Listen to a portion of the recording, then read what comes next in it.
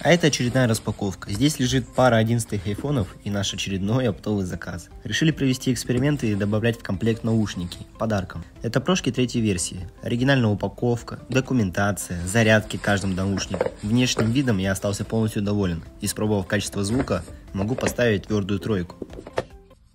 В принципе, для подарка пойдет. Тем более оригинальные такие стоят в магазинах от 15 тысяч рублей. А у нас в подарок. Ну, хоть и реплика.